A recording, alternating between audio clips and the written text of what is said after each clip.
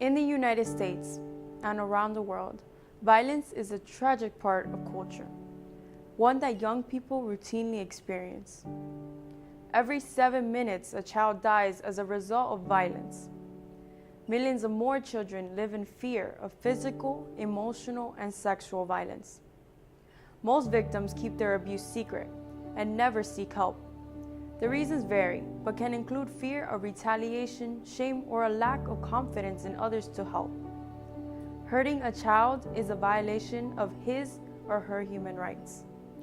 According to UNICEF, 3 in 4 young children experience violent discipline, verbal or physical, by their parents or caregivers on a regular basis. Evidence shows that violence can have serious short and long-term physical, psychological, and social consequences not only for girls or boys, but also for their families and communities. This includes increased risks for illness, unwanted pregnancy, psychological distress, stigma, discrimination, and difficulties at school. 1 in 3 students between 13 through 15 experience bullying, and 50% of school-aged children live in countries where they can be physically punished by a teacher. Typically, parents, teachers, students, and even communities expect schools to provide a safe haven for children to grow, learn, thrive, and succeed, but there are many different forms of violence at school. Bullying, sexual harassment, corporal punishment,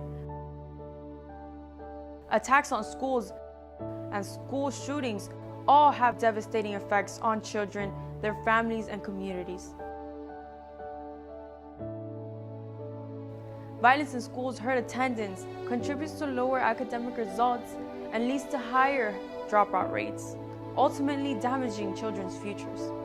It's important to educate and empower children, parents and teachers and community members to recognize and safely report violence in all its forms.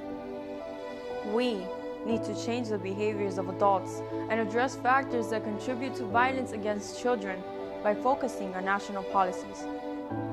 Minimizing violent behavior, reducing inequalities, and limiting access to firearms and other weapons all contribute.